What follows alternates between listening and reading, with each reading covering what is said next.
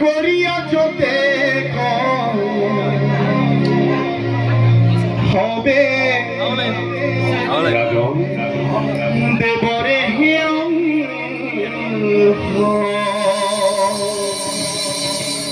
দৈব কি যখোদা